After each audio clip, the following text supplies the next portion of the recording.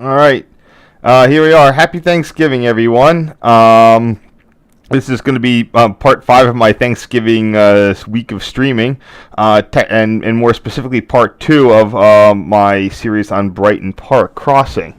For those of you who weren't here the other day, Brighton Park, up into 2007, was a non-interlocked crossing at grade in Chicago between the former B&O, former New York Central, former PRR, and the Illinois Central, or the Chicago and Alton. By the time, in more modern times, it was Conrail, CSX, and IC or CNIC, or whatever you want to whatever you want to give credit to them for, and then specifically Norfolk Southern after the Conrail thing.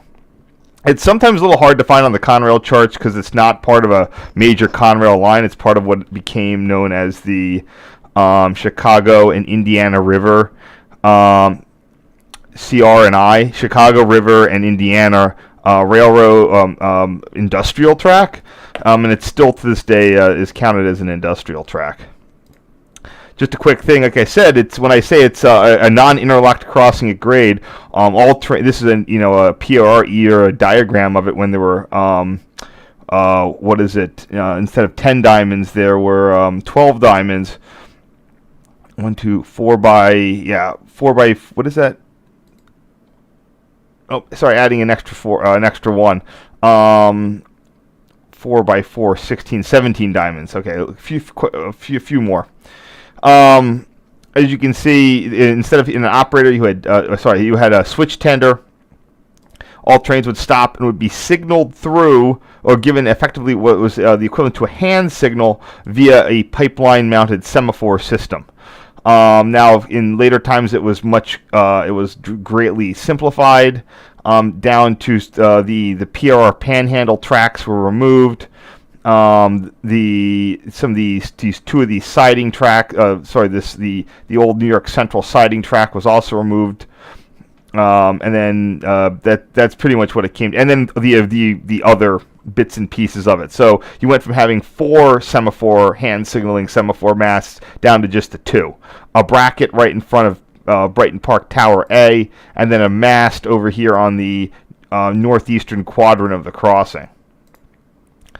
So we're picking up after we've done the initial rounds of things.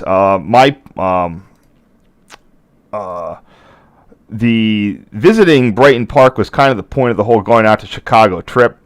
I wanted to get out. I heard that it was getting ready for closure. I wanted to actually go see it. It was transit accessible in Chicago, so I went out with a friend from New York on the lakeshore. We did some things that you saw earlier in the week involving the UP West and the Green Line and the Pink Line. And then on the next morning, we went down to 35th and Archer on the Orange Line here, walked a few blocks to the Brighton Park location. That was where a variety of other rail fans had gathered. Now, this was not the last day of service, but it was getting pretty close. They were commissioning a new interlocking. It's called CP Brighton.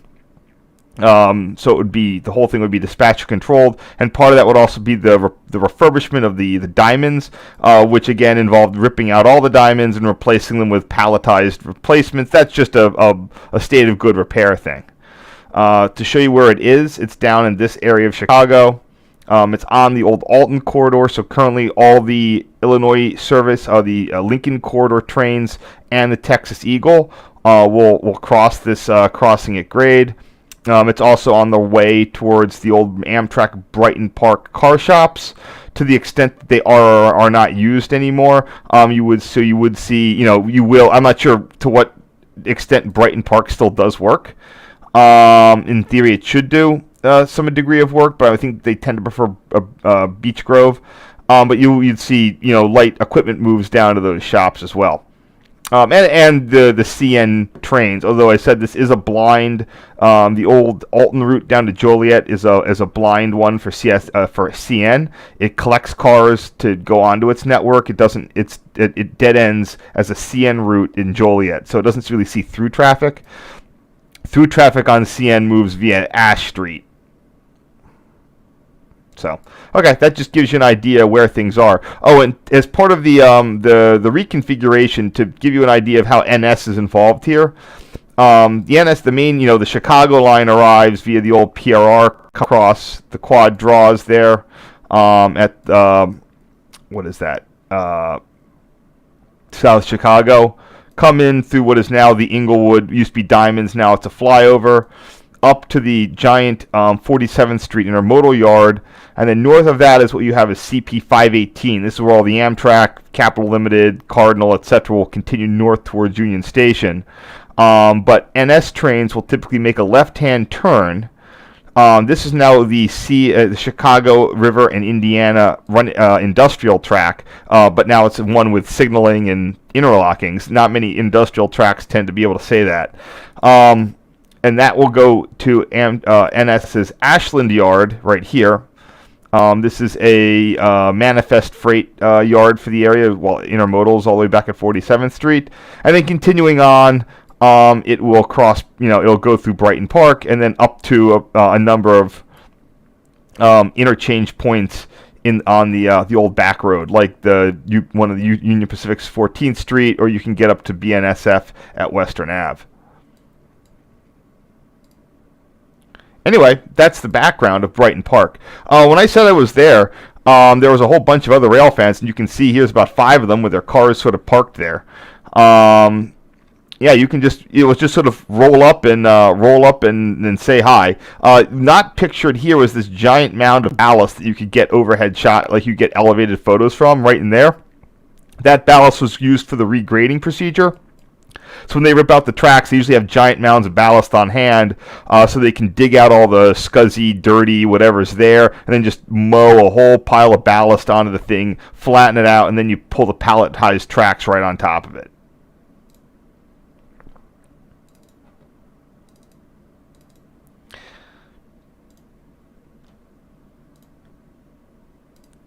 All right, here's another view of the pipeline. So, unlike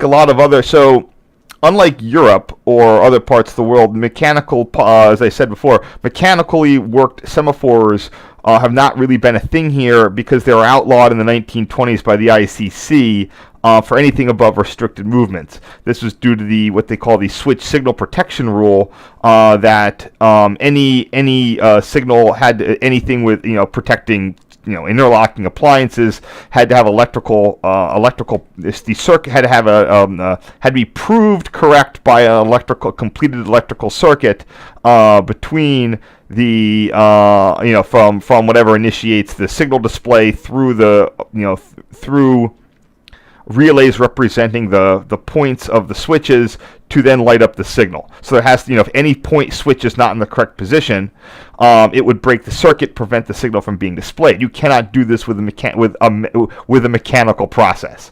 Maybe you can, but you really can't. This would allow for small restricted speed dwarf signals being mechanically operated, most famously at 75th Street crossing in Chicago up until when that was closed in the 90s.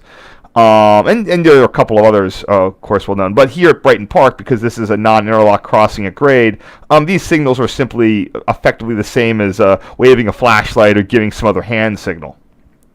Here you can see the pipelines going to the second mast in the northeastern quadrant. This is where they're coming out of the little tower. You'll see that you saw it yesterday, but it was coming out of this lever machine. This is what's left after the cabin caught fire after decommissioning.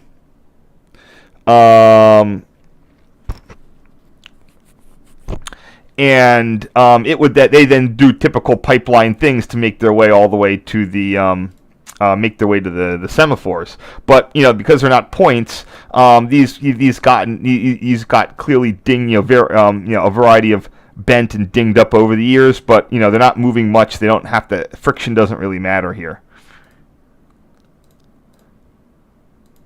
Sorry, I was looking at a variety of things here.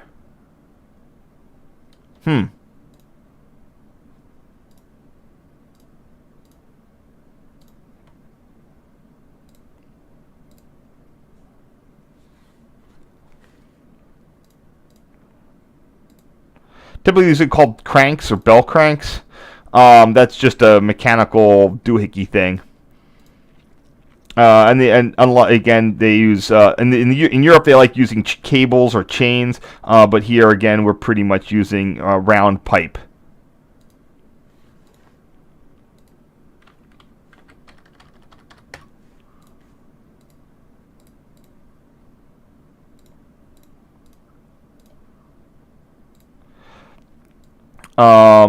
And this is then the same pipes looking now in a westbound direction. So while this is compass north-south, the old Panhandle route, that is railroad east-west, while the Illinois Central line is compass east-west, it is railroad north-south. So as always, that's always wonderfully confusing.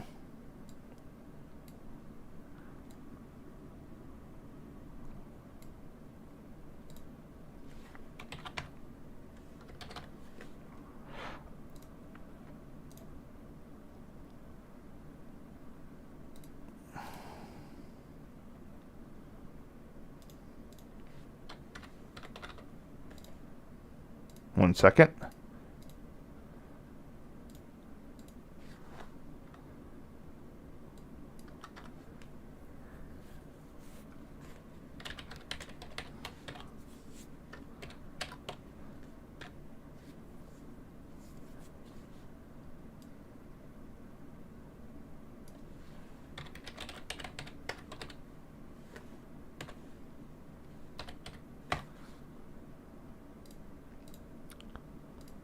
There we go.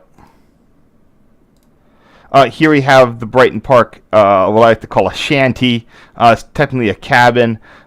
It was really in bad shape by the time by the end of its days. There were, you can see again, those where that's where the lever frame penetration was.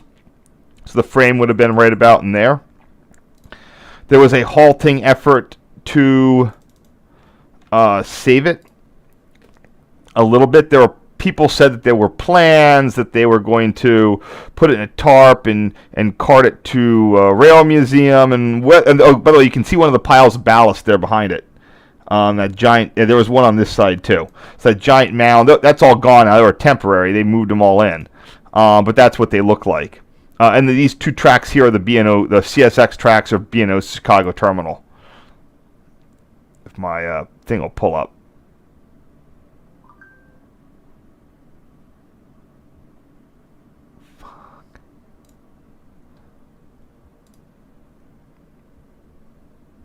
Hold on here.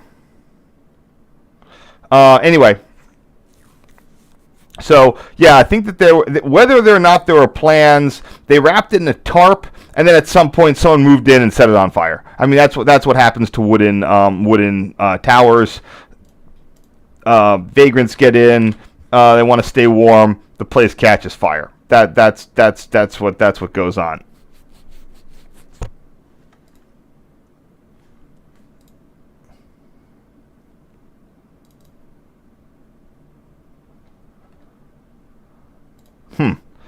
One second.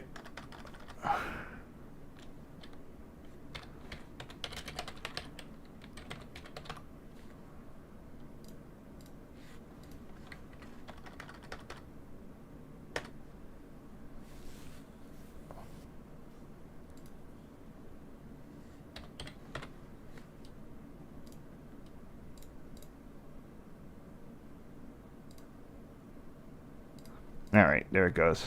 Yeah, I think there was clearly a little heater in there, probably some sort of coal-fired stove, maybe upgraded to propane or something like that.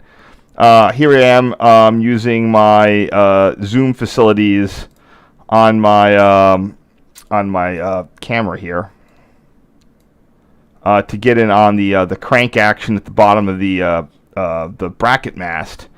There should be 5 up there. In my count, I'm always seeing like extras, so I'm never 100% sure of if all 5 of those were active or not, or they just didn't want to touch it, which is entirely possible.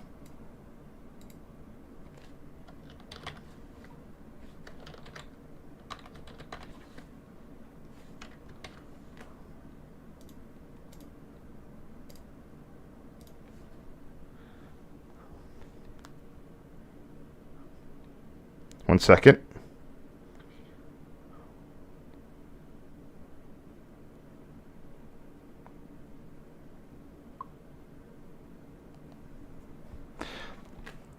Anyway,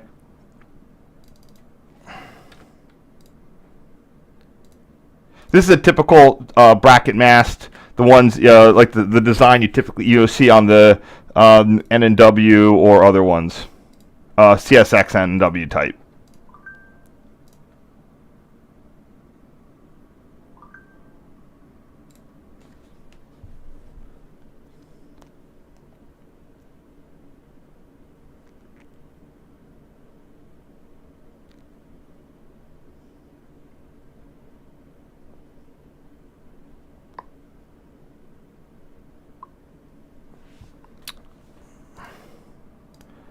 All right, so I'm trying to see if I already have a photo of this. I took it before.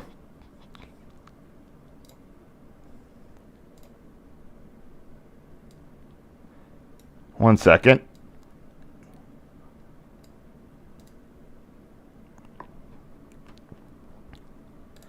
I might have had some duplicates in here. So 1 sec. I mean duplicates, not like actual duplicates. So okay, here's the one I had before. Oops. This might be a better angle, oh, god damn. Better cut on it, might be a little sharper.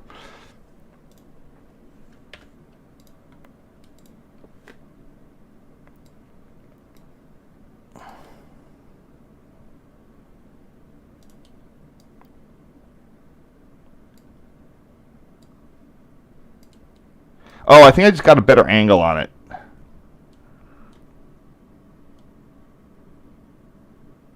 Alright, there he goes. I can use the old clone brush again to get rid of that. There it goes.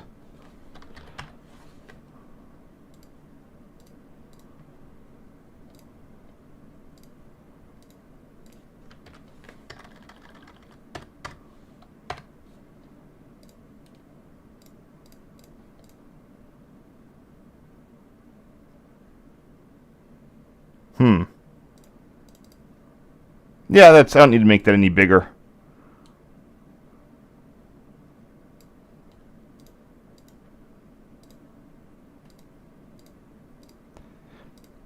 What's interesting is that, in theory, these would be, some of them are flat ends, some of them are pointed end. Pointed end semaphore blades typically refer to an automatic signal, where flat ends would be an absolute type signal.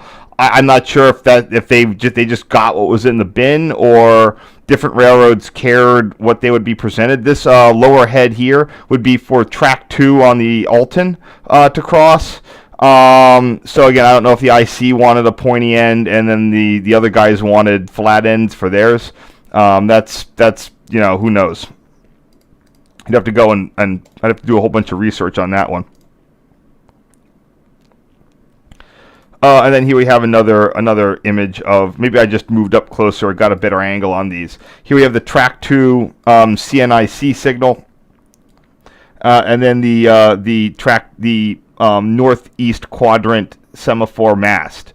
Again, the top two, those apply to the Norfolk Southern CNRI industrial track. I don't know if the one is one track or the other one is the other one. I think that's how it was. At this point now, they're both in the stop position, but the other ones are, because this was non-CTC. You can see the stop sign right there on the IC signal. Because this crossing was manually controlled, there'd be NCTC signs, and these guys right here are not searchlights; those are fixed stop signs. So again, trains would all come to a complete stop, and then they would for track 2, if that was then raised, or you could come up there and that could be raised already. The train would stop, and then it would proceed through the crossing. And that was all included in special instructions, etc.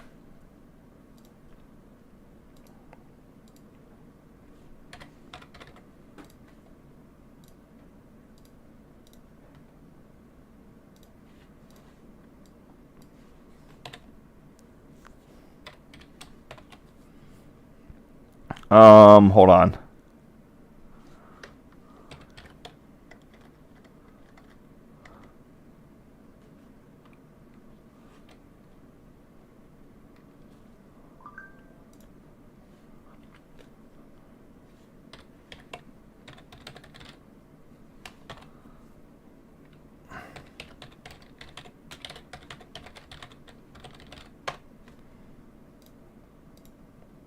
There we go.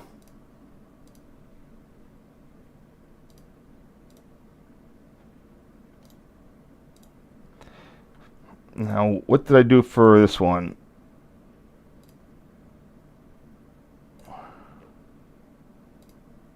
Ugh.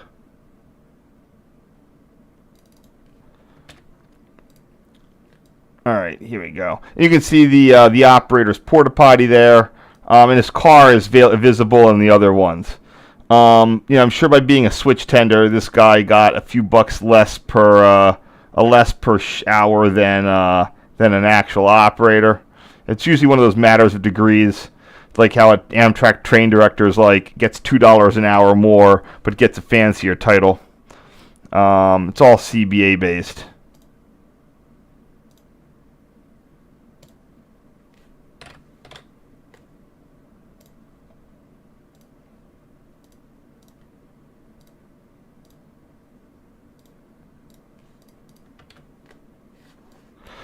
What's always funny is probably the guys in there as the people all work around him to make his job gone.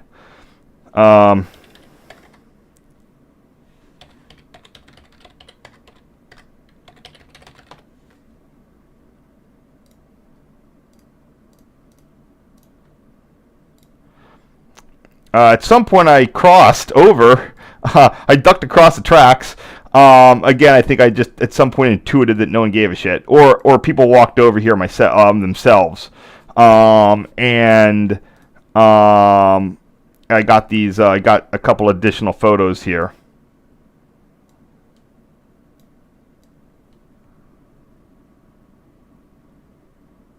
On this quadrant of the plant.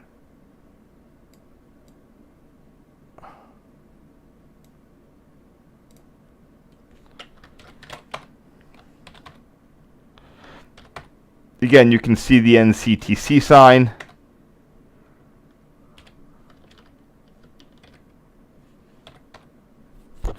And the 10 diamonds. First 4 are for the CNRI. Second 4 for the CSX. That's not the one. The CSX. What on earth? Oh, I know where it is. That's the problem.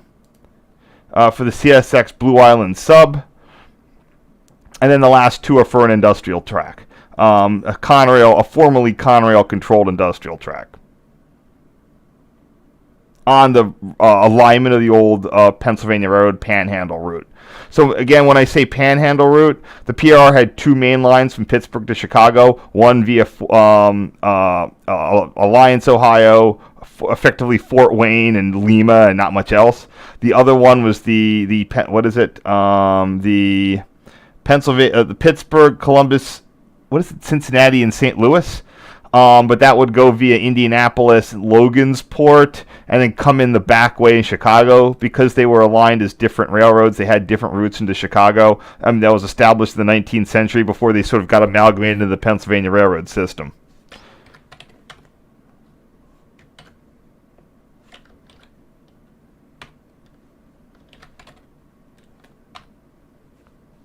All right, just trying to get this lighting dealt with.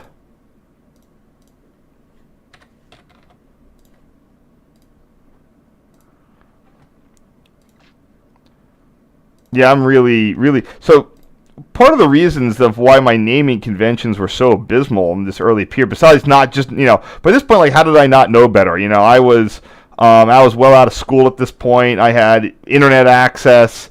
It's not, how am I so awful? I really didn't get good access to employee timetables. In sometime around 2010, someone sent me the entire pack of Amtrak would send around a zip file with every employee timetable that they would interact with nationwide. And that was really a turning point for me in being able to put names to things, no track numbers, stuff like that. I had the PRR stuff and the old tower lever numbers, but I had not, and then you started to see stuff from multimodal ways of the Conrail interlocking charts, especially. But knowing the track numbers specifically is really what besides that, you really had to have traveled things to get good confirmation of what the track numbers are, and without like pictures at automatic signal locations, especially if you don't have access to the back of the train, that just made labeling very, very, very difficult.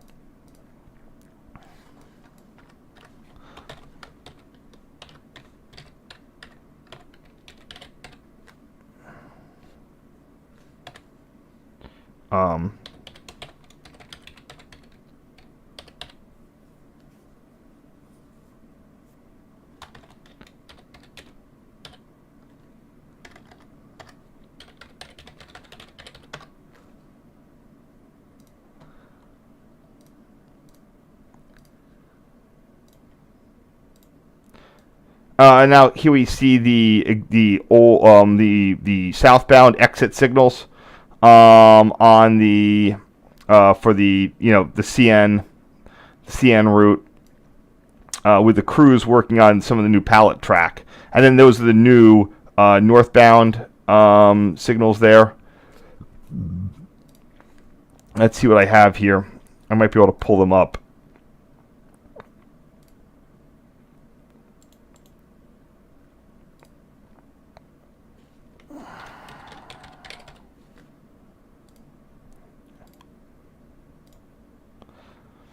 So here's what it looked like in 2019. I was on the Texas Eagle in 2005, then 14 years later. I have video of this, I believe. I've GoPro video of this. But for whatever reason, I was distracted. I wasn't able to get out here in time, or I was too late. Probably I just wasn't looking. I'm not sure what the issue was. Or I was having I might have been suffering a camera malfunction. But here's what it looks like today. It's got 10 diamonds, but not much else. So, I mean, there's a lot of stuff that has, there's tons of things that have 8 diamonds in Chicago. So, but this is what it is today. And you can see those signals are going into place right now.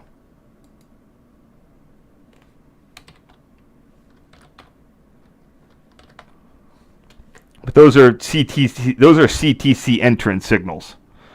In this case, you can see. So here's something interesting. In this case, these signals here are actually the northern limits of Rockwell interlocking. When they put in the crossing, they had to put in. When NS got control there, they had to move their interlocking limits back a little bit for. Otherwise, to have it go directly into a crossover. So that's how they managed it before. And you can see those new signals right there being turned and ready to go into service.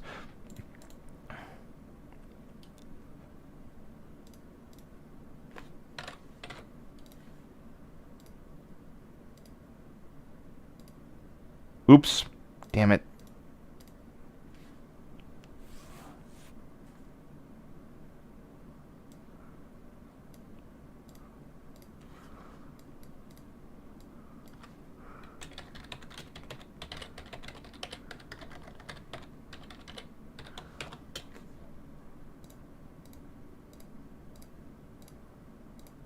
Sorry.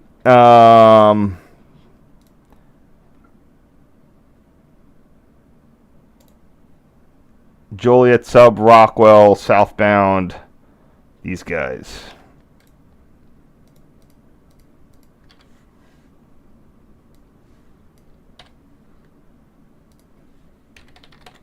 Oops. Yeah. There we go. Hopefully that's not so long. Yep, that worked.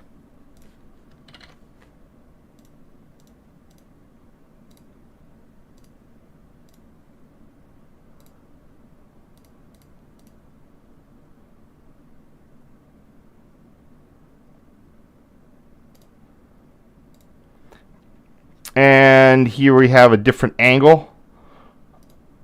All right, there's that. Screw that. Oh, God. Oh, man. The naming is so bad. What was I thinking?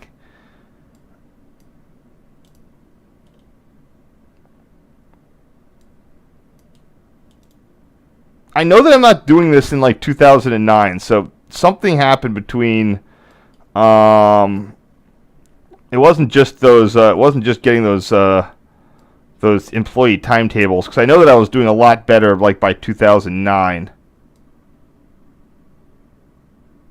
when I did the PR mainline surveys. All right, here we go.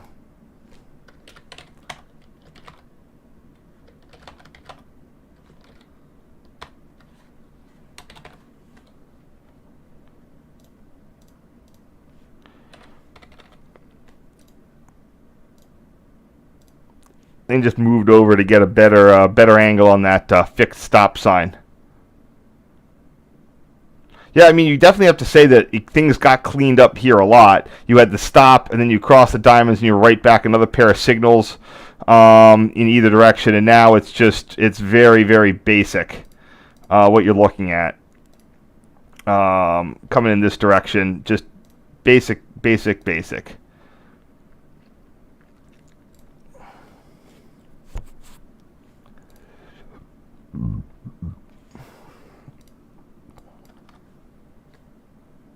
There we go.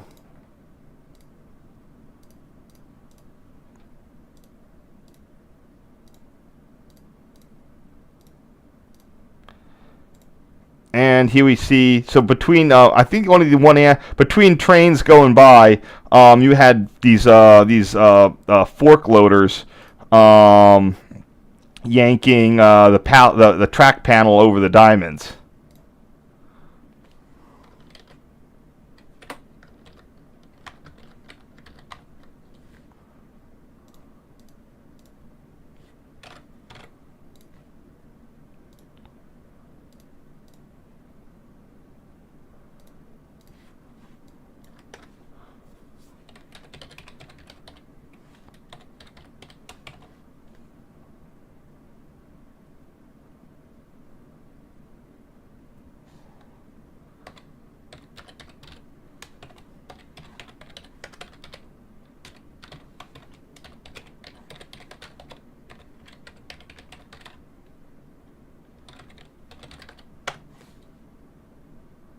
And you can see the pipeline there that's moving towards that semaphore mast.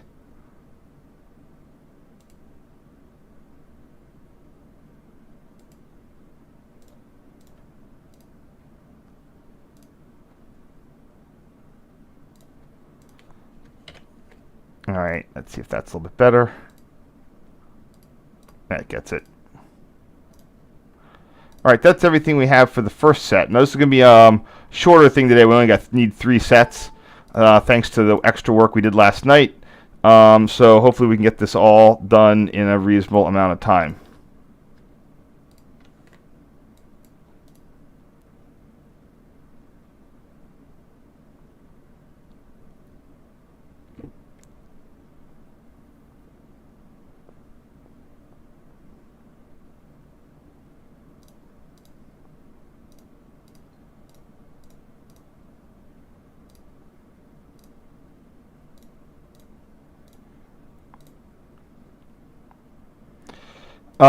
Let's see if any comments here.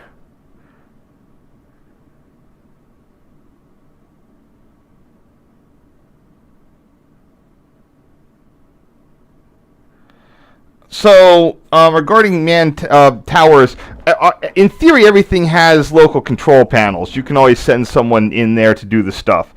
Back 15 years ago, so I love, local control man stuff as much as the next person. I think that the best you're going to get is a decentralized control, because honestly, having one guy to, you always forget that for a man tower, it's not like a guy. It's 5 guys. 5 full-time employees are required to man something for 24/7 operation. 3 shifts, a relief guy, and then like enough for an extra guy. So it's 5 people, each getting full compensation, probably between with benefits and whatever. You're looking at like what, $100,000 to $200,000 a year. So that's why it's, just having, unless your plant is truly going to be just, ultra complicated. Now you can do stuff with where you truly have things that need, in this country we're fine to let our rail transit fail if you really had safety, if you had critical stuff, you really cared about your uptime. There might be some places you'd have that. Or you can do what I call supervised dispatch, where you make your dispatching centers effectively like online, so that they can be at a major terminal and have direct control over what's local, and then they're still their dispatchers, but they're local. Some railroads kind of did things like that, but what you're seeing is that the major impediment now is the management overhead costs. It sort of goes both ways. It's like when you have to manage multiple dispatch things. So, like, let's say you have everyone in one area. You only have to maintain one extra pool.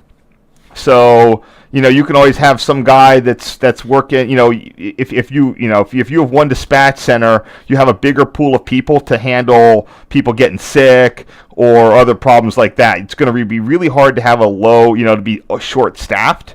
You can be short-staffed, but like it's easier to not be short-staffed. Now, at the same point, if you have a natural disaster, then you lose everything.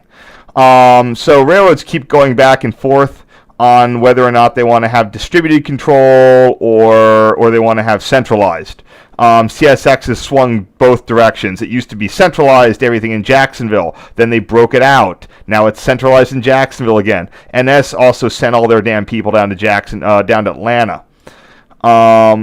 But you never, suddenly you get a new CEO, and then you're right back into changing it again. Because like I used to know a CSX dispatcher, she would do road days, she knew her territory, and now that you're in Jacksonville, you're not going to have, you can't send them up there to ride the territory. That's going to be flights. They're not going to do that. Maybe they'll watch a video. So the result is you have dispatchers that don't know their territory. Again, these are all little areas back and forth. Single towers, unless you really have to have the person, you really have to make full use of your FTEs, so you have your employees. So unless they can do other jobs, it's going to be tough to have them work in the same way they used to. The major problem that you see, in places like Chicago, is that you don't have the spoons, the human not the bandwidth to arrange all the stuff that the guys used to do. Now that's a legitimate whatever. Do you need towers? Maybe. Part of it is that you could have operators could do their own thing and get the job done outside of management control. That's got some positives, got some negatives. So not only did you have more people with more bandwidth to talk to each other and arrange things, they didn't have bean counters breathing down their neck. At the same point, can you fix that with trying to? Is it practical to have guys out on towers at the specific crossings? Could you just put more staff at the thing? Could you have better, maybe, computer algorithms doing this? There's a whole bunch of ways to deal with it. In general, I would try to advocate for is some way of supervised dispatch, where you have a guy in a tower who is also a dispatcher, or has some sort of wider span of authority, where they also can look out and see, at a particular choke point. I used to have that with Fostoria. There was an operator there because it was that iron triangle in Ohio, and he could look out and have the bandwidth to deal with things, and then at a certain point they just stopped caring.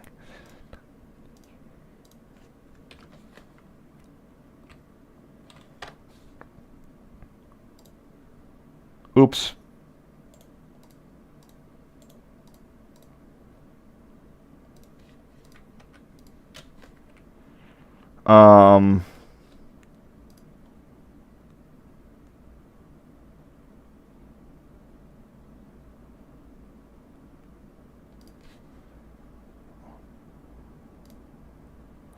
One second.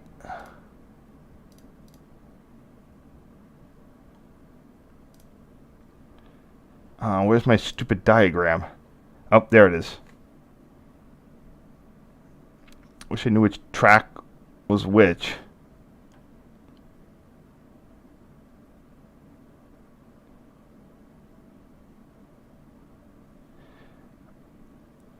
On the CNRI. Okay, anyway, I'm just trying to get this. So anyway, while we were yapping there, I looked back at this mast, and the semaphore here is cleared for an eastbound movement on the Chicago River in Indiana, which is an NS, the NS line. So that's what I'm trying to rename this here.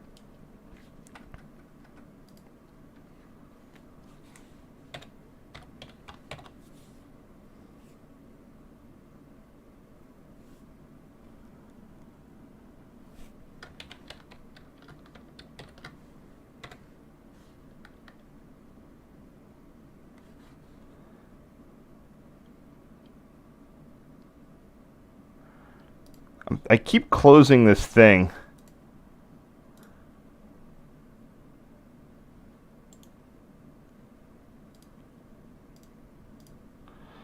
I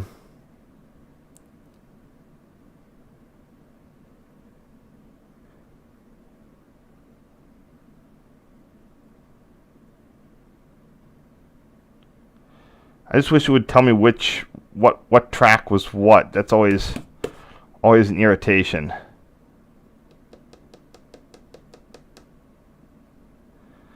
I could probably find out.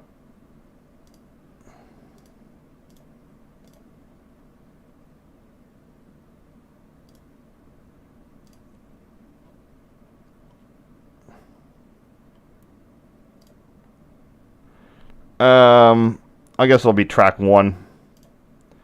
Wait, that'll be the other one. Actually, the other one said 1-3. When I looked at it, sorry for this thing. It's every so often I'll hit like, oh no, I don't know the track number now. There's actually an automatic signal on the CNRI, and I can go and I was looking at it earlier. It's accessible via Street View.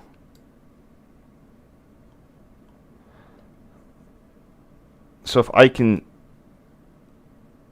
see it,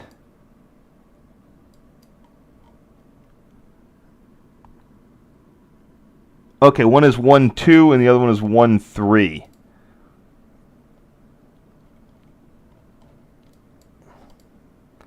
So that means it's milepost 1, and one of them is track 2 and track 3. So I can see the 1-3 there. Just need to, come on, get me in there. Not quite. Now it's behind a billboard. Yeah, it's like it's just trying to block me out of being able to see it. Yeah, there it is, 12E. So if I loop those all around, that should be track 3. CRI, track 3, proceed. There you go. Perfect. And so I don't think that I have, so this is one of the first places where I ever took video. We haven't really gotten into my use of video. If you know, I have a YouTube channel. You're on it right now. I started. This is right about when I noticed that, hey, my digital camera takes video, and it was a awful like 420p or worse. Maybe it was like a 240p camera. Really not great. The camera wouldn't let you zoom when it was in video mode. So for the first 4 years of video, it was just one. I had to pick what the frame was, and I was stuck with it. Anyway, here we are. Sorry, 1 second.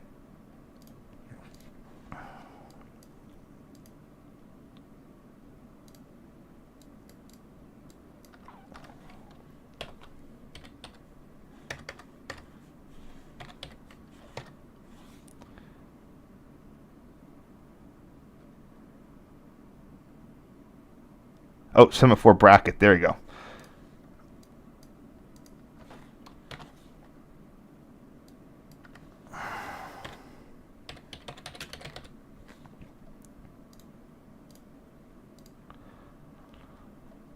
I am like not trusting any of my old photo names at this point.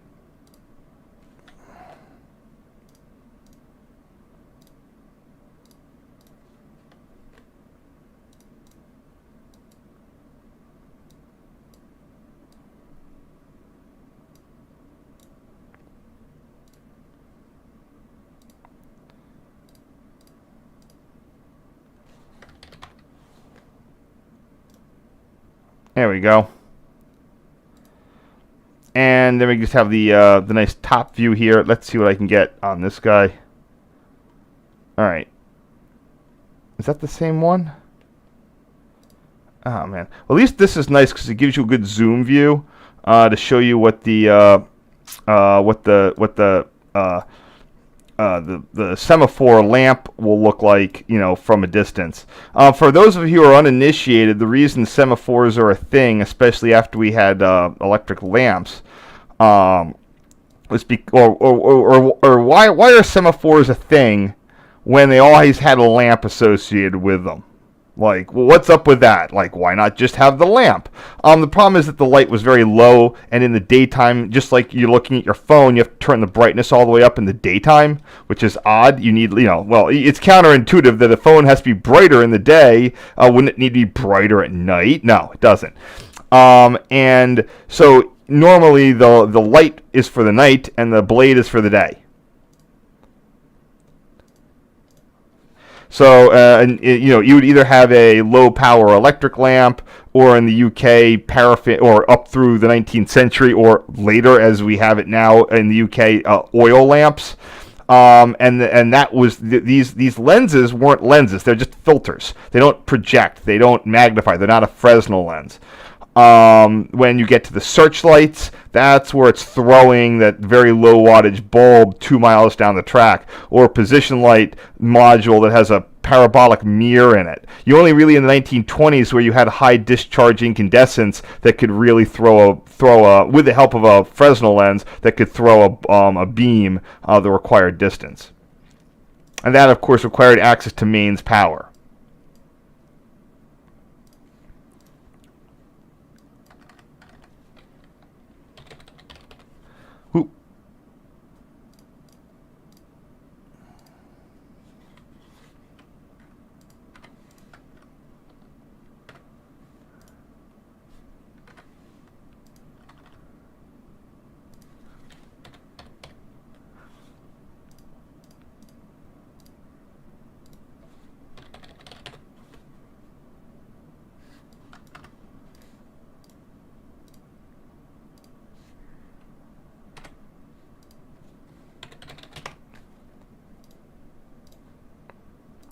And so what comes around the corner?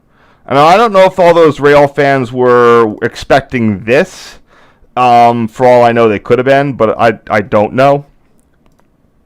You have a Union Pacific CNW Heritage unit, number 6715, although it would have been renamed from something in the CNW days. A C40 C44-9W. So I took a whole bunch of photos of this guy. Okay. Oops. So for whatever reason, I decided to cut this photo a bit, but there's no sense in doing that.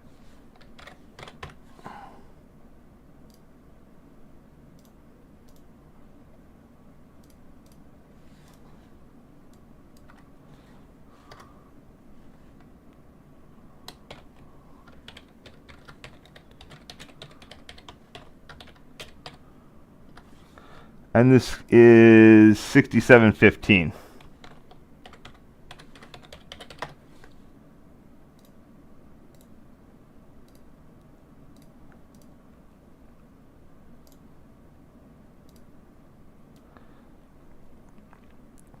I might have cut that other one as a duplicate, but we'll see. And the new thing, and what I'm going to do is going to make this a little bit of a square cut. Yeah, this is probably what I would have had.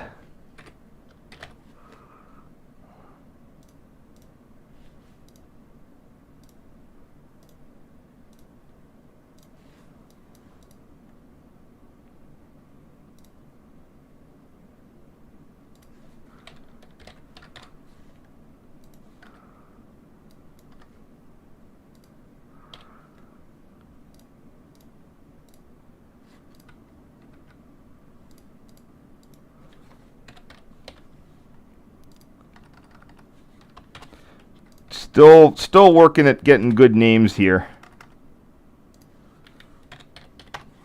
There we go. That's nice.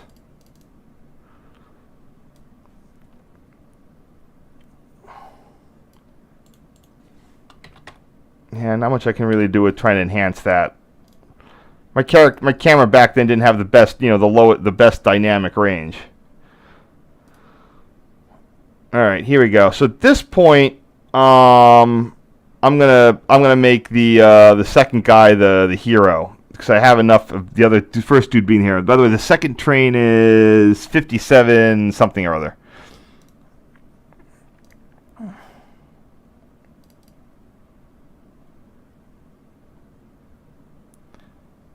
$57.50.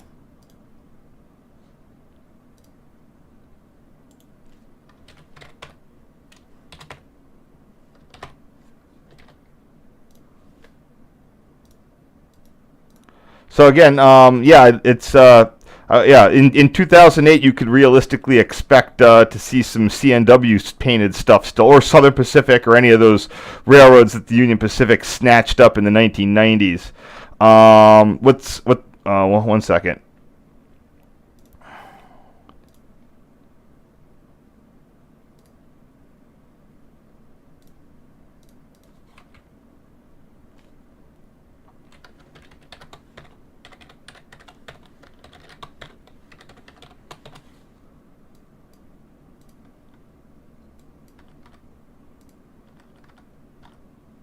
Oops.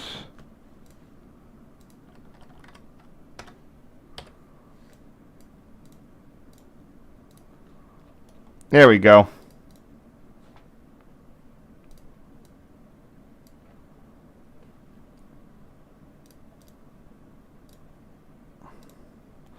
And then we have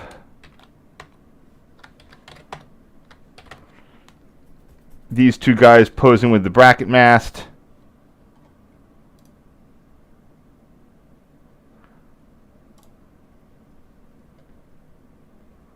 Now, I'm not going to cut anything here. I could cut the end of the actual cabin. Maybe I want to do that.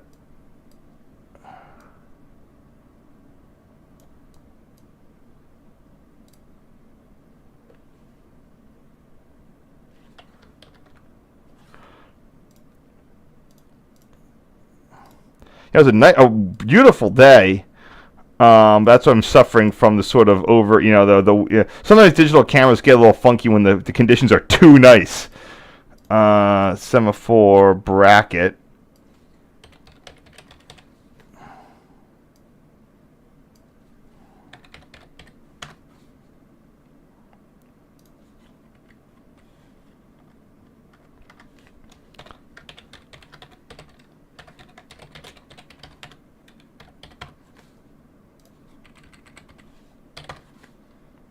There we go.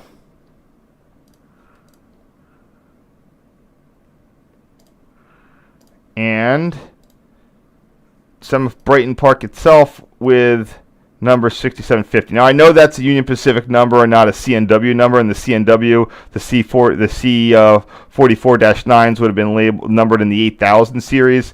But it's the best I can do. If it's in a CNW paint job, it's a CNW and engine, as far as I'm concerned.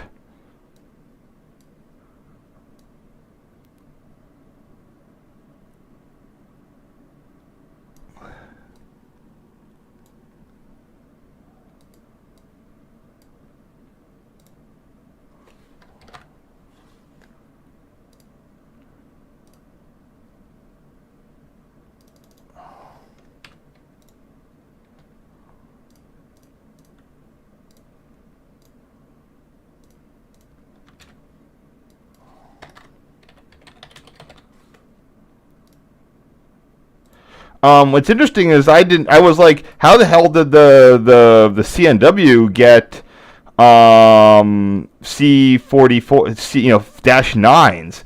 Sometimes it's easy to forget that these were available starting in 1993. Because I know NS got theirs in 2000 to 2004. So I'm like, well, that's when they were available. Now, all those the 1,000 that they ordered were very late in production. They were probably the last ones that they had. Probably, when NS was like, oh, for all I know, it's due to the emissions regulations or whatever, NS wanted to swoop in there and get as many old DC locomotives as they possibly could, and they were sort of late to the party. Let me check the C40-8s. There were a bunch of CNWs of these as well. Conrail got a whole bunch of these. I don't know when Conrails were built. Oh, I can just look at the diesel shop roster. That'll tell me there. I was trying to just get the when were things all built stats.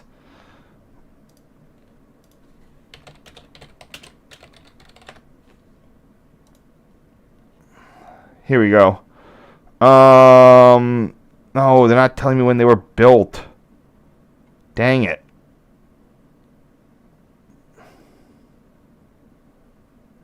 It's interesting how few engines Conrail has compared to the mega railroads you have today. I mean, like, they have stuff, but, CNW had 200 of those, of the whatevers as well, the Dash 9s. So, and NS, right at the time of the Conrail merger, bought 1,000 locomotives. Fascinating.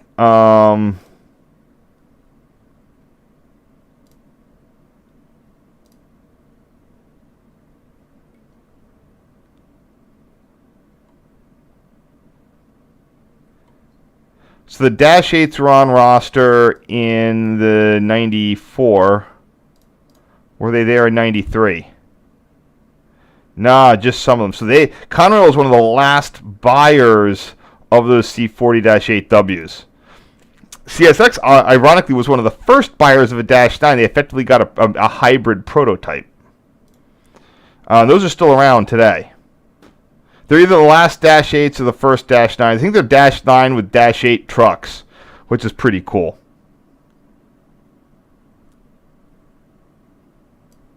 Oh, by the way, that diamond is the NS stop sign right there. I should probably get that in frame. Nah.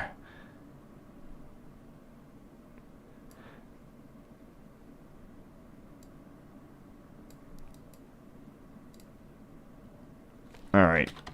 Nothing I can do. I remember actually looking around, like, where's the stop sign, and that is something that I've had to look for, and then I just noticed it there, so I probably shouldn't cut it out of this photo.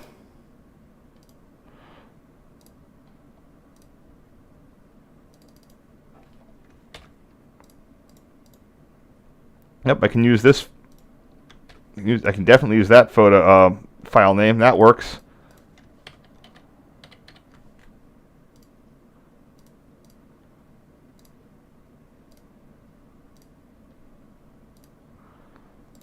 And the next guy, 5750. If I go to a UP roster.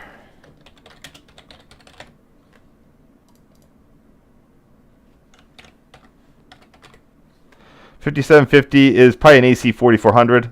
Yep. Yeah, unlike I have a friend who was just like, what, he does no idea what was ailing NS to buy, NS just had this pathological fear of AC traction. I don't mind it. You know, it's like, oh, by the way, yeah, I forgot to mention that's an Operation Lifesaver unit. 6715. That's their. Oh, so for all I know, all those rail fans are out for this unit. Not only is it CNW, it's CNW's Operation Lifesaver unit, which would have been pretty cool. I can probably go find its original number too. I'll do that in just a second. So 5750. Probably just use the same file name I used the last one. There it goes. Just okay.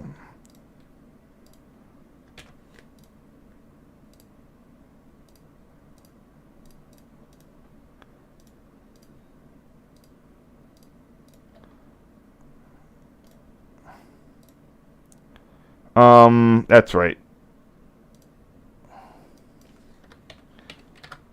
C44-9W.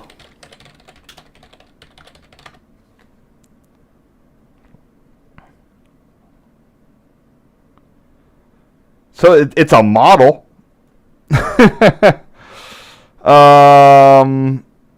That's cool. So this one says 8717, which would make sense. Well, this is 6715.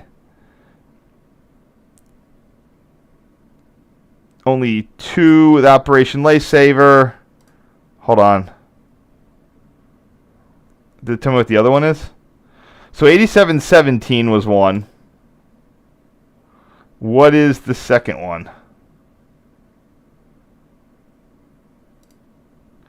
85. Hold on.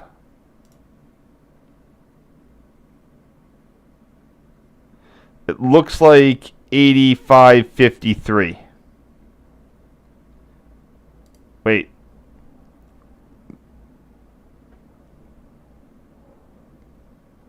That's a C41-8 though.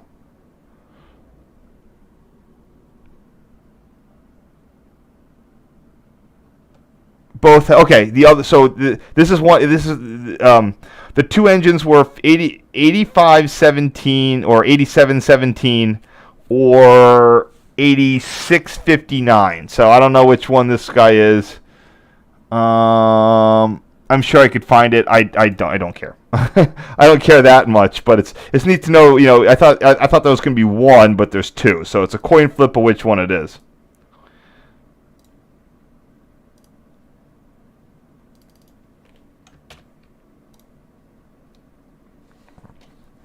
Ugh.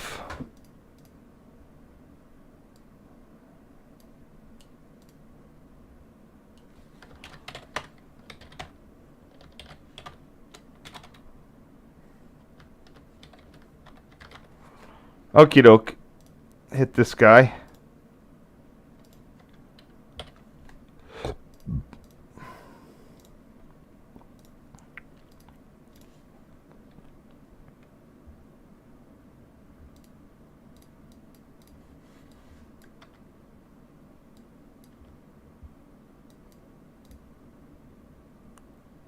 Hold on.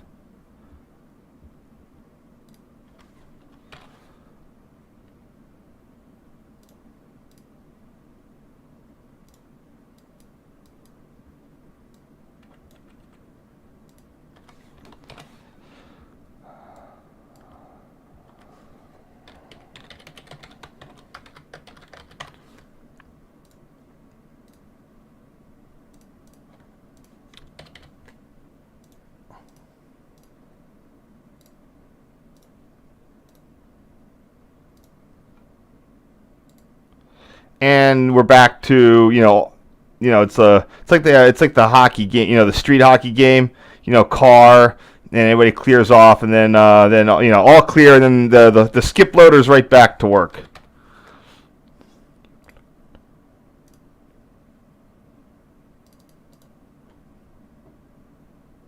I think I identified. Oh, 1 second. Oh yeah, I don't know whose this is, but it's someone's loader.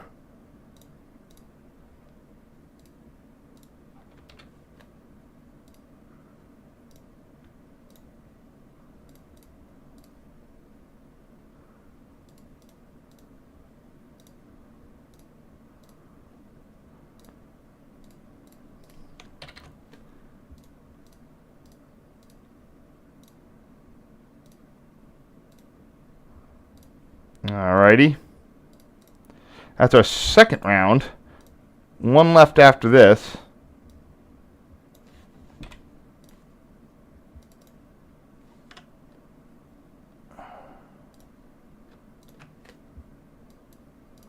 Let's see if anybody have any questions or whatnot here. Oh, lots of stuff.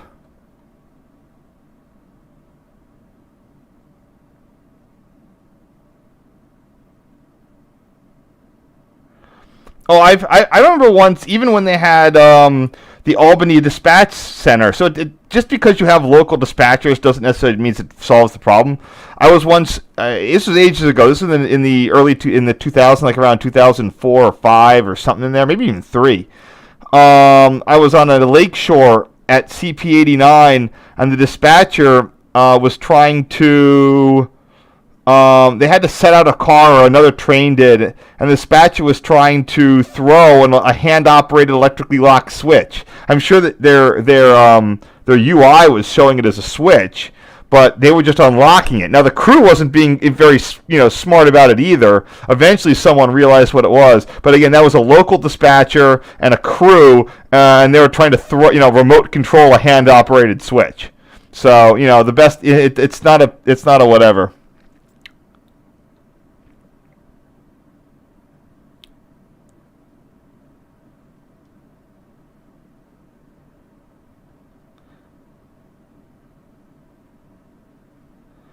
Oh yeah, no. This is actually 7. It's my parents' old computer, but I've set it up so it uses Windows Classic look. I really hate the I don't know why that they keep trying to ruin people's workflows.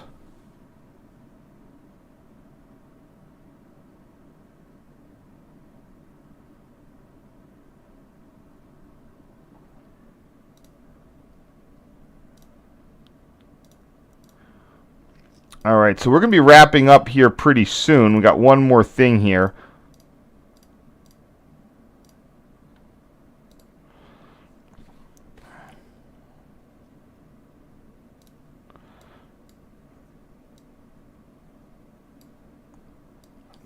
I wonder if those are market housing or if it's public.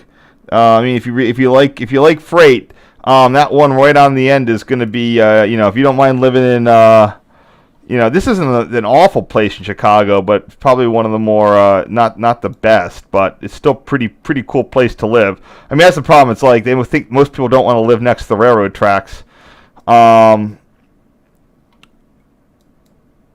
There's the housing right there. That looks pretty nice.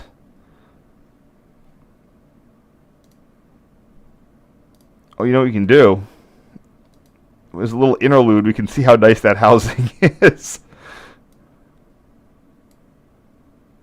Come on. No, not bad. I mean, it's Chicago. I think this is is this the front or the rear of the houses? I think it's the front, but where's the doors? Do you go in through the garage?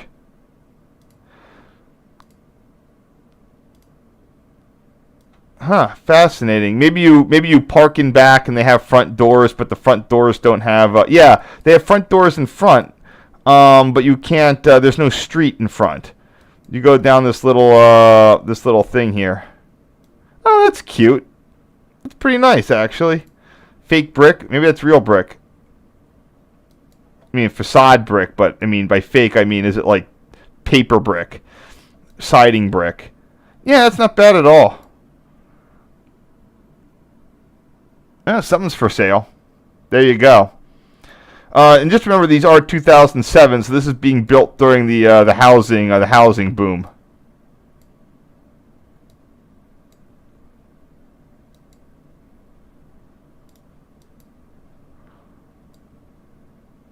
Just so you know, the rising tide was lifting all boats. Although this street looks pretty gnarly. If I go back in time. Alright, so these weren't here in 2016. 18. There you go. Sign comes up. Cars are in. Alright. Those aren't the ones I was looking at. They're across the way. They don't provide a direct view of the tracks. See, that's really nice that they made these houses so you can overlook the railroad tracks. Nothing really quite giving. You got to be in the sky at the end. Number 3632 or 3630 is the one that's going to give you the best view over Brighton Park. It's definitely a railfan house. No view of the signals, though, because the northern limits of Brighton Park are all the way up there. Saying when they wanted to throw a couple crossings in. There's a crossing between the CSX track. Actually, you can get between the CSX and NS tracks for whatever good that does you. Okay, next. Ugh.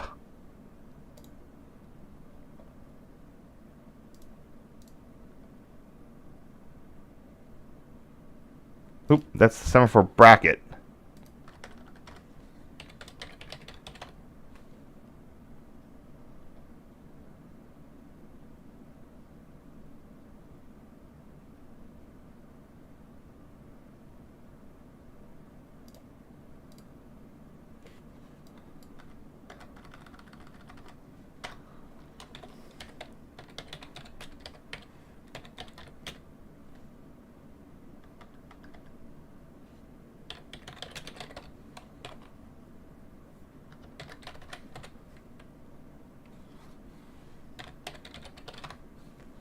Don't know whose loader that is. It's got a number, but I don't know whose railroad it works for.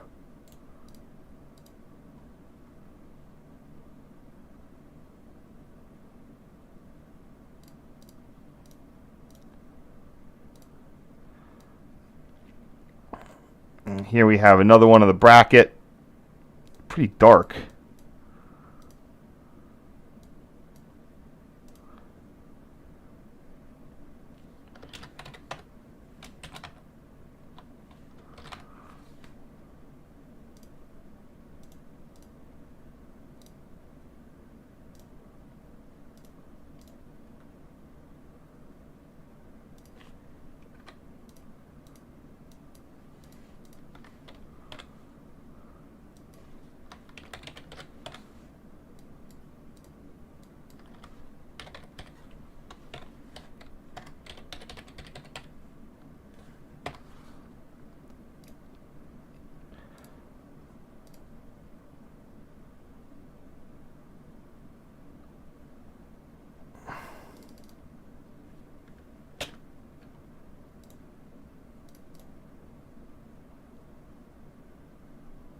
That's good enough.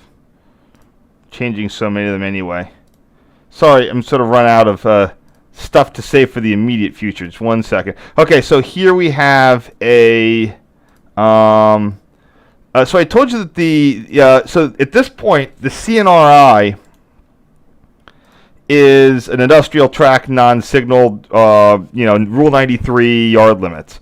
The B&OCT Blue Island sub, though, as seen here, is Rule 251, but it's also yard limits. CSX has this weird thing of it's both ABS and yard limits. That just means you got some special rules.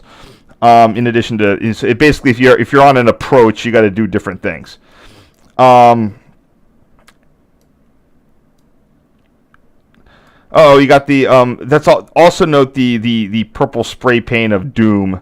Whenever they were doing resignaling projects, the existing wiring would be portrayed by purple spray paint, and that just means that they're out here looking to mess with things. New stuff was going to be on its way. So this is signal N63. I know I was doing some stuff with the things. Yeah, Blue Island sub.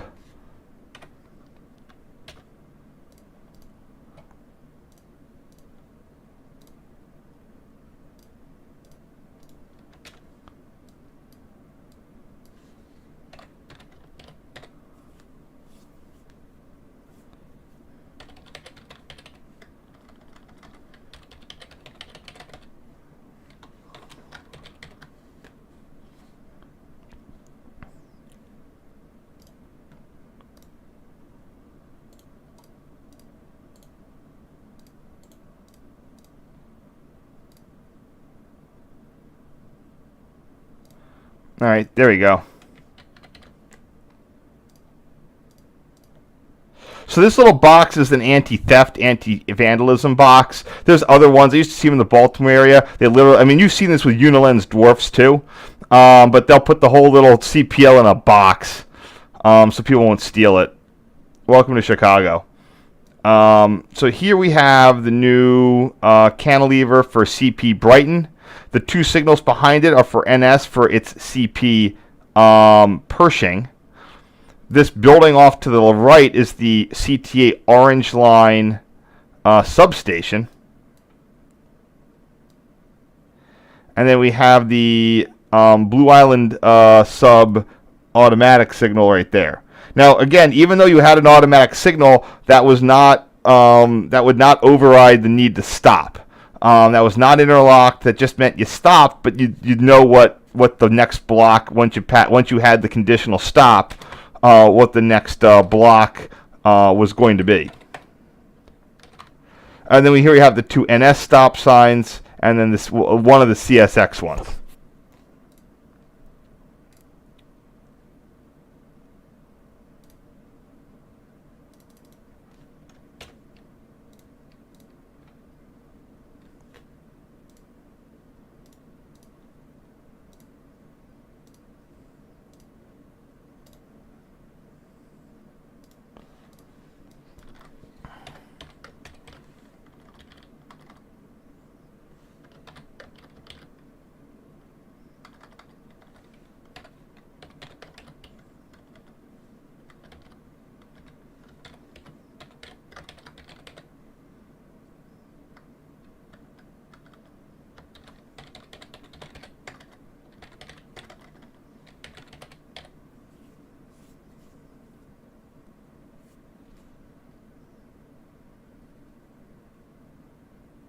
One second.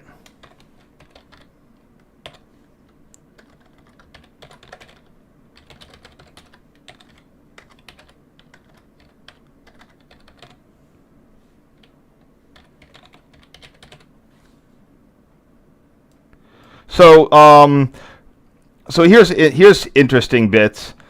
NS has the has every. Oh, that's right. So yeah, this is cool. So NS is going to be controlling CP Brighton. I'm sure it has something to do with original ownership and the panhandle. There are probably rights issues going back centuries of why NS was going to be in charge of this whole thing.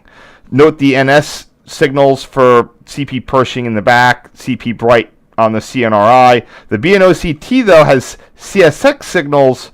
Heads for the bottom two. That's because they need four lamp head for their for lunar white restricting, and because NS never made its large target tombstone style backings in a four lamper, they had to slap on CSX style ones. So there you go.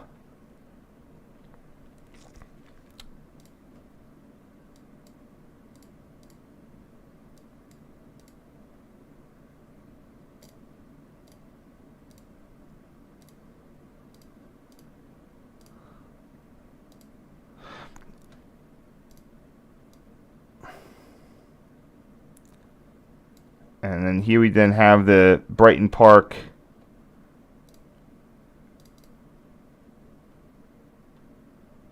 Yeah. Nice AEI readers are poking around here too.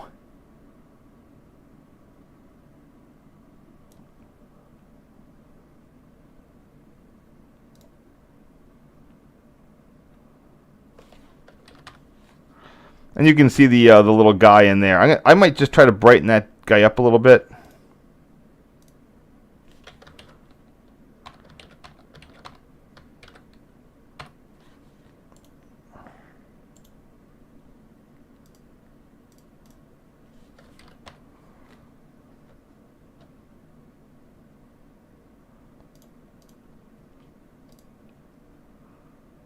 All right, how am I going to do this?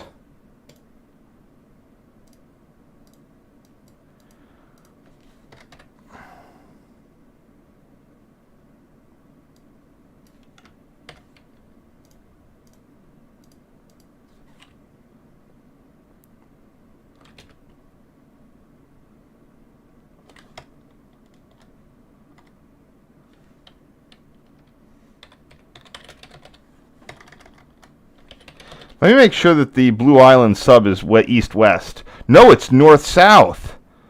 Okay, that explains it. Why the signals are labeled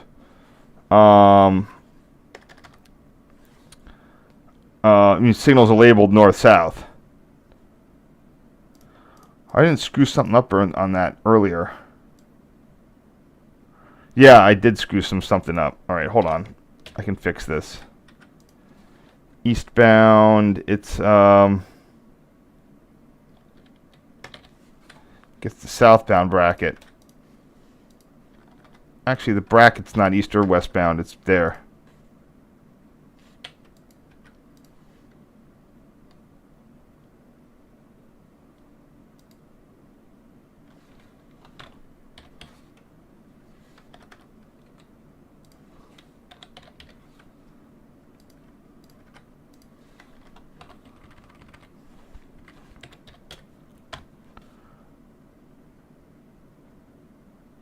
Just making sure I don't have any other weird Blue Island mistakes.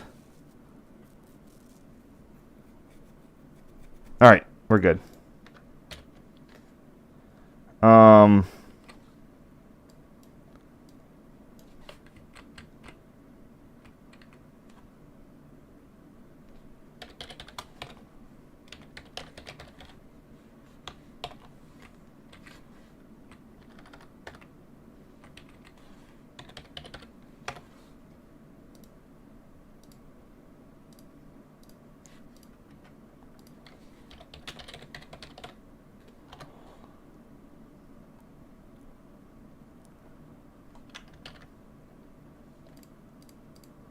Okie doke, caught everything there. Also note the loader's manhandling more of the pallet track over there in the background.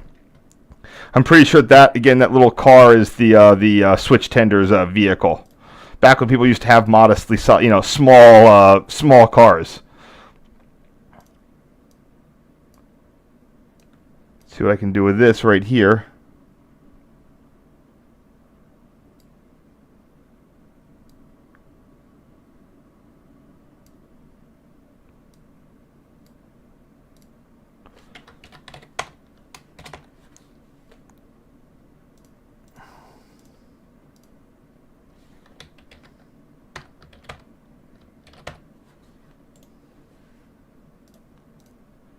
And just a little close-up of the 63N signal here. With whatever the stuff's going on in the background.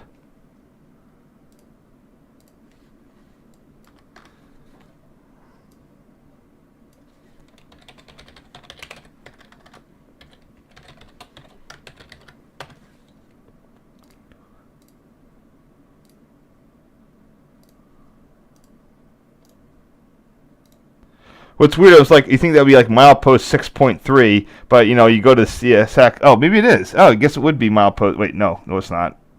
I keep going to the wrong thing. It'd be here. Yeah, it's 26. It's not even close to a 6.3. There must be an old milepost when they were measuring from the Rock Island connection. Oh, here are the two B&OCT stops.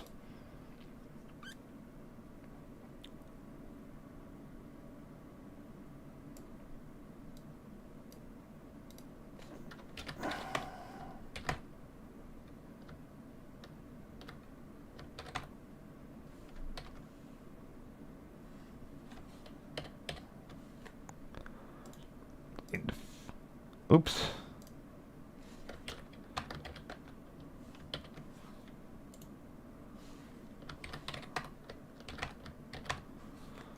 All right, let's try this.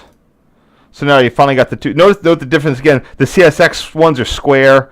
Those aren't necessarily. They have stop boards for other things, but the NS ones are in the diamonds. So again, it's nice to show the slight differences between CSX and NS signage, if nothing else.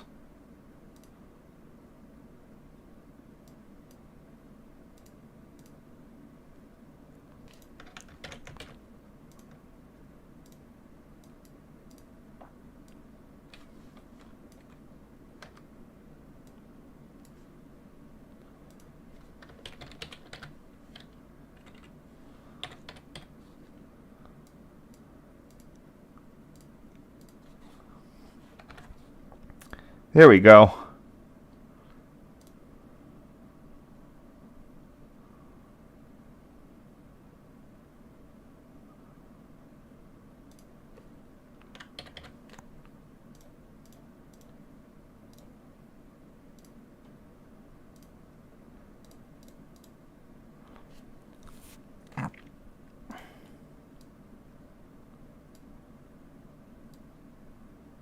And we have this nice big old wide angle view of the whole scene.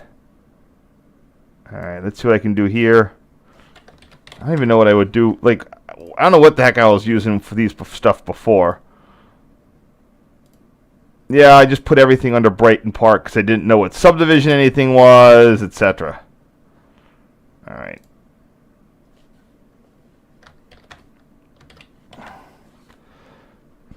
Again, this is why I don't tend to do my newer stuff, because it's a lot more of this.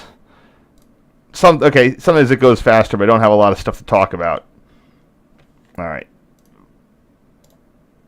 But this one I'm going to be down here because it's 4X westbound stop signs plus the new cantilever. Good enough right there. I probably didn't need to show that that rear one. I probably could have cut out the NS stop signs. It's good to have them both in there. It looked fine. Yep, very cool. I need to do a write-up on Brighton Park. I don't have a lot of stuff of like the lever frame inside. The photos do exist in places. But I don't have any particular photos. I don't think I do, at least. But I have these photos that I can always do a thing about it. But Brighton Park was so in the years before Brighton Park was the reason there's a lot of places. Well, I have less time these days, but there's a lot of places that are threatened, and I don't get out to see them. So what made Brighton Park different? Why did I arrange an Amtrak trip to go out to Chicago to see this? At the time, Brighton Park was very. It was a very. I mean, I don't know if people just knew like what was coming down the pike, but there was a lot of photos taken here. Now there's none. It's funny just how photos at this location just went from all over the place to none. No one gets photos at. I mean, I never see photos at Brighton Park anymore. So it was very salient for me of its existence, and so when I was clear that it was going away, I was able to book the trip and got in there right before it. Again, a couple of weeks before it finally closed.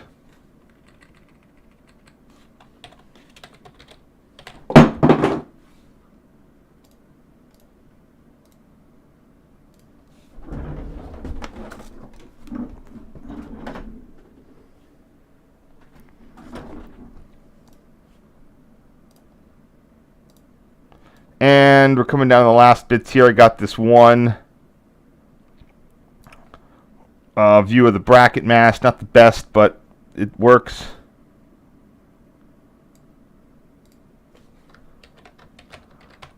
I note that these all have the square tips on them, although that one has a pointed. I don't know. I feel like that these are just sort of like all over the place. They were grabbing whatever. If these got damaged, they'd go and try to find replacements. In theory, I think they should all be square-ended. Typically, in most U.S. railroads, the absolute signals would be stop. I think the PR might have used yellow. They loved being different. They used a different lever color coding scheme as well.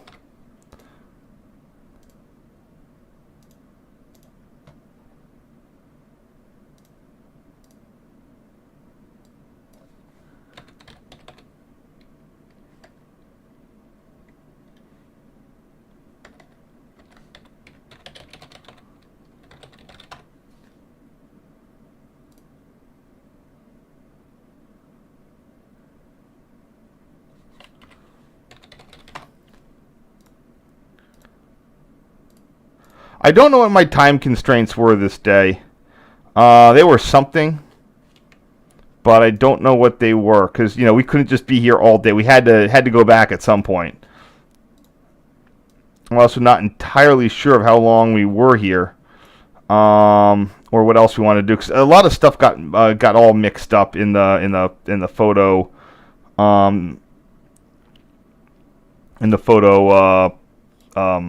ordering. Because they said I was more when I would come back from a trip with a group of photos. 300 photos seemed a lot, and I would do things like split them up by subject matter. Even if like for the Dallas trip, the Dart photos were in one set, and then the TRE photos were in a different set in the McKinney Avenue trolleys. Even though on day one I might do all three, and on day two, even though they'd all be mixed up. That was just a thing that I seemed to do back then. I don't do that anymore. I'll usually put things more together by day. I'll do it by trip. So if I'm on a long distance Amtrak train, I might have multiple even in a day. But now I do it generally by day, because I was having to mix days around. So if I didn't have enough, if I did all three on one day, I didn't want to have by day and date. So just sort of break out. I would put them under like a different. They would be all mixed up. So I just don't do that anymore. But I'm going to keep it the same way I did it here.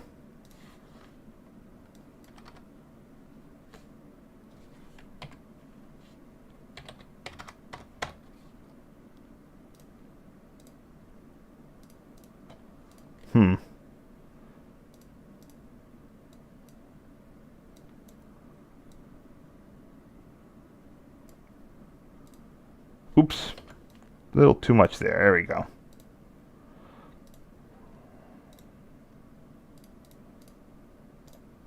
And last one.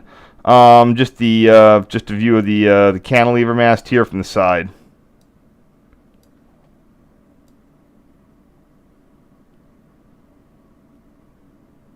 Right there.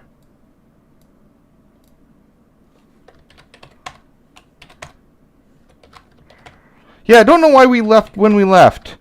For like I said, for all I know, we did that UP West thing later this day.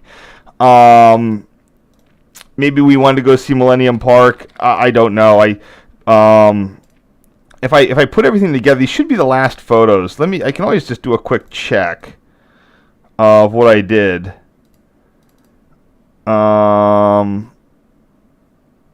Now these tap out. These are the last photos I looks like I did. So this is the night before.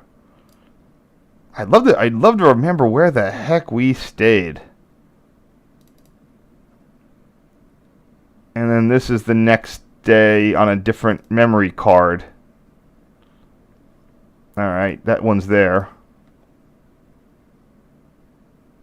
Yeah, I don't know. It's just we would have gotten back at like noon. Like what the heck do we do? Yeah, 3:42 is going to be the last. Effectively the last. The 3:43 is the last photo, and I don't know what I did.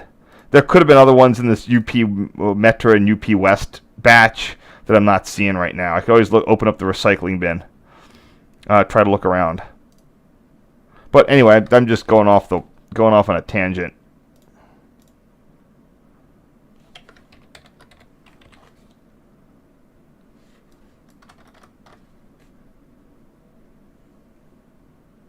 It's not northbound. It's westbound.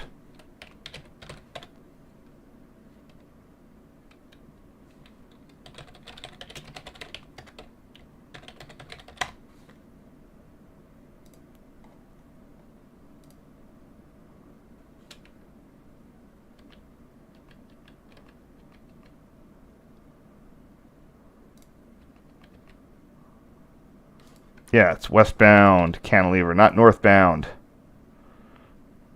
All right, that looks like everything. Thank you guys for tuning in. Next streams, I'm not sure. Hopefully, I might be able to do something around the 9th of December. It would either be the 8th to 9th. If I'm going, I might be going up to see the New York City subway holiday train that day. or it might be the 9th to the 10th, depending on what else I do, or it could be both. We will see how that plays out. But look around, and then I will be doing another streamathon over Christmas. It's going to have at least 1, 2, 3, 4, another 5 days. It looks like for Christmas, and I'll figure out. It's going to be the same sort of stuff.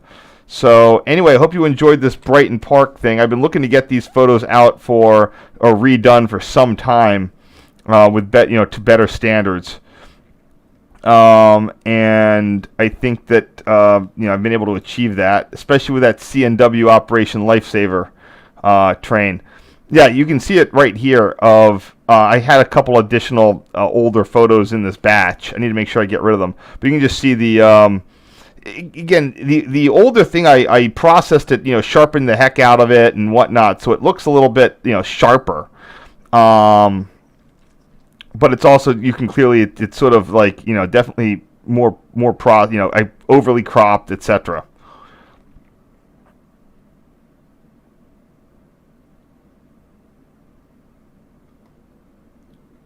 Anyway, trying to figure out what the other one is. I'm going to check for questions real quick, and we'll see what we can go from there. What was the second one? Oh, this one. Oh, the video issue. Let me see if I can find those videos. They should be in the batch of photos.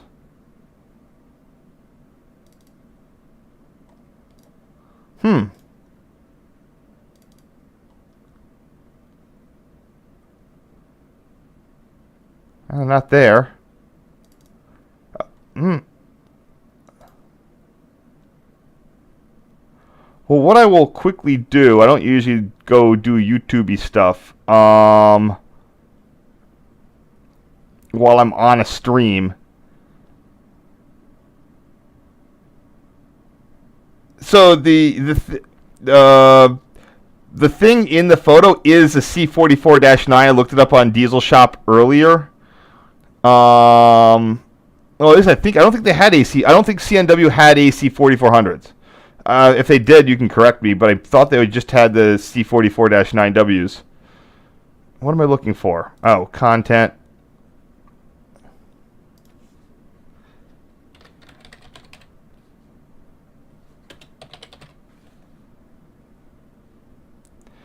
If it's not, if these photos also aren't here, I can always, it would be one of my first ones. So if they're not around, I can always go away. I know that one of them is on here.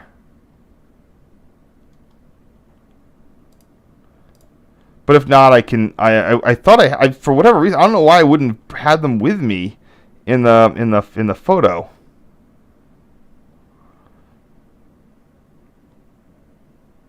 Because there's two video clips. One of the train passing. I thought that I got a video of the semaphore dropping, which would be pretty cool.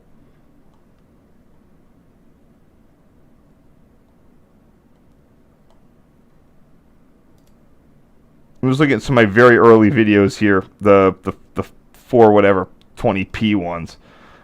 And then if the videos aren't here, why don't I have them?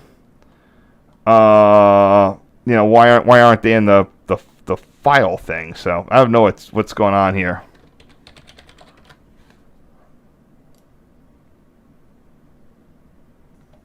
Yep, just that stuff. Okay. Huh. I know I've watched them. I don't know why they're not there.